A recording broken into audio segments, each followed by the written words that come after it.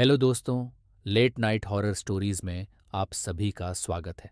और आज मैं आपको एक सच्ची डरावनी कहानी सुनाने जा रहा हूँ। तो हेडफोन लगाइए और शुरू करते हैं लेट नाइट हॉरर स्टोरीज का दूसरा एपिसोड। आज की कहानी आपको ले चलेगी पश्चिम बंगाल के एक छोटे से गांव की ओर, जहां काले जादू की अनकही कहानियां आज भी लोगों के दिलों में बसी हुई हैं। ये कहानी है वर्ष 1985 की, जब एक युवा पत्रकार समीर कोलकाता से एक दूर के गांव की ओर निकला था। समीर का काम था लोकल रहस्यमयी घटनाओं पर रिसर्च करना और उन पर आर्टिकल लिखना। बंगाल का यह इलाका उस समय काले जादू, तंत्र मंत्र और अजीबोगरीब गतिविधियों के लिए बदनाम था। समीर की कहानी शुरू होती है कोलकाता के हावड़ा स्टेशन से, जहां से वह रात की ट्रेन पकड़कर उस गांव की ओर जा रहा था। ट्रेन की खिड़की से बाहर झांकते हुए समीर को एहसास हुआ कि गांवों की ओर बढ़ते ही आसपास की हवा बदल रही थी। बाहर का अंधेरा घना और रहस्यमयी था, और हवा में एक अजीब सी ठंडक थी। जैसे जैसे ट्रेन आगे बढ़ती गई, समीर को ऐसा महसूस होने लगा कि कोई उसकी निगरानी कर रहा हो। गांव का नाम था कालापाड़ा। नाम सुनते ही समीर के रोंगटे खड़े हो गए थे। गांव का नाम भी मानो किसी भयानक घटना की ओर इशारा कर रहा था। जब समीर गांव पहुंचा तो वह यह देखकर हैरान रह गया कि वहां का माहौल बेहद भारी और उदास था। लोगों के चेहरे पर एक अनजाना डर था, और गांव की गलियां सुनसान थीं। समीर को पहले ही एहसास हो गया था कि इस गांव में कुछ बहुत गलत हो रहा था। गांव वालों से बात करते हुए उसे पता चला कि कुछ साल पहले गांव में एक औरत, जिसका नाम था शांभवी, उसकी रहस्यमय तरीके से मौत हो गई थी। शांभवी के बारे में यह कहा जाता था कि वह काले जादू में माहिर थी। वह गांव के बाहर जंगल के पास एक झोपड़ी में अकेली रहती थी और रात के समय अजीबोगरीब मंत्रों का जाप करती थी। गांव वालों का मानना था कि उसकी मौत के बाद से गांव पर एक श्राप आ गया था। कुछ लोग तो यह भी कहते थे कि उसकी आत्मा अभी भी गांव के पास वाले जंगल में भटकती है और रात को उसकी हंसी सुनाई देती है। समीर ने गांव में एक छोटे से लॉज में ठहरने का फैसला किया। उस लॉज की खिड़की से जंगल दिखता था, और उस जंगल में एक पुरानी टूटी फूटी झोपड़ी भी दिख रही थी। ये वही झोपड़ी थी जहां शांभवी रहती थी। समीर ने भी यही सोचा कि यह जरूर शांभवी की झोपड़ी होगी।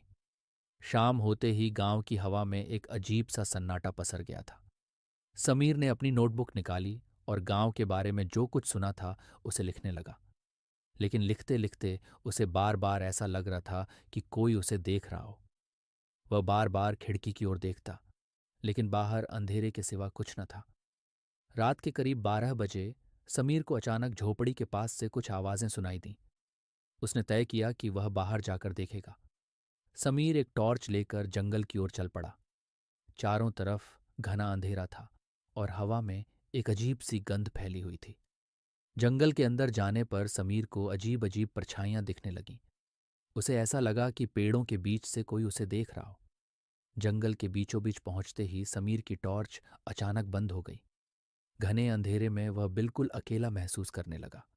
अचानक उसे पीछे से किसी के चलने की आवाजें सुनाई दी। वह पलटा, लेकिन वहां कोई नहीं था। उसकी सांसें तेज हो गईं। अचानक उसे एक भयानक हंसी सुनाई दी, वही हंसी जिसके बारे में गांव वालों ने बताया था।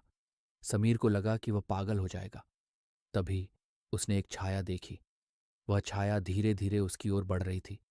उसके कदमों की आवाजें ठहरने लगीं, और समीर ने देखा कि वह वही औरत थी, शांभवी। उसके बाल बिखरे हुए थे, आंखें पूरी तरह से सफेद, और चेहरे पर एक अजीब सी मुस्कान थी। तू यहां क्यों आया है? उसकी आवाज गूंजी। समीर के पैर कांपने लगे। वह कुछ बोल नहीं पाया। तभी शांभवी ने अपना हाथ उसकी ओर बढ़ाया, और समीर को ऐसा महसूस हुआ कि उसकी सांसें रुकने लगी हैं। उसके शरीर में अचानक एक अजीब सी ठंडक फैलने लगी। समीर ने महसूस किया कि उसके चारों ओर हवा घूमने लगी, और उसे समझ नहीं आ रहा था कि वह किस तरफ भागे। किसी तरह समीर ने अपनी हिम्मत जुटाई और जंगल से भागने लगा। लेकिन उसे ऐसा लग रहा था कि वह जितना तेज दौड़ता, जंगल उतना ही लंबा होता जा रहा था। पीछे से शांभवी की हंसी अब और भी तेज हो गई थी, और समीर को उसके कदमों की आहटें साफ सुनाई दे रही थीं। वह पूरी ताकत से भागा, लेकिन उसे लगा कि वह कभी भी उस जंगल से बाहर नहीं निकल पाएगा। आखिरकार किसी तरह समीर ने गांव की सीमा तक पहुंचकर दम लिया। लेकिन जब वह गांव पहुंचा तो जो नज़ारा उसके सामने था उसने उसकी रूह कंपा दी। गांव के हर घर पर काले रंग के निशान बने हुए थे और चारों ओर एक रहस्यमय धुंध फैली हुई थी। उसे अचानक याद आया कि गांव वालों ने कहा था कि शांभवी की आत्मा को कोई नहीं रोक सकता। समीर ने बिना सोचे समझे गांव से बाहर निकलने का फैसला किया। लेकिन जब वह लॉज वापस पहुंचा तो उसे वहां एक लेटर मिला। उस लेटर पर लिखा था, तू भाग नहीं सकता, श्राप तुझ पर भी आ चुका है। उस रात के बाद समीर ने गांव छोड़ दिया और कोलकाता वापस लौट गया। लेकिन उसकी जिंदगी कभी भी पहले जैसी नहीं रही। हर रात उसे वही हंसी सुनाई देती और वह डर के मारे सो नहीं पाता। कुछ हफ्तों बाद समीर कोलकाता के अपने फ्लैट में मारा हुआ पाया गया। उसकी मौत का कारण कोई समझ नहीं पाया, लेकिन उसके आसपास वही काले निशान पाए गए जो उसने उस गांव में देखे थे। कहते हैं कि जो भी उस गांव में गया वह कभी वापस सामान्य नहीं हो पाया। और अब वह गांव बिल्कुल खाली है। कोई वहां जाने की हिम्मत नहीं करता। लोगों का मानना है कि शांभवी की आत्मा आज भी वहां भटक रही है, अपने अगले शिकार की तलाश में। तो दोस्तों, कैसी लगी आपको ये कहानी? अगर पसंद आई हो या डर लगा हो तो कमेंट करके ज़रूर बताइए और लाइक और सब्सक्राइब करना ना भूलें। फिर मिलेंगे अगले एपिसोड में कुछ नई और सच्ची डरावनी कहानियों के साथ। तब तक के लिए अलविदा।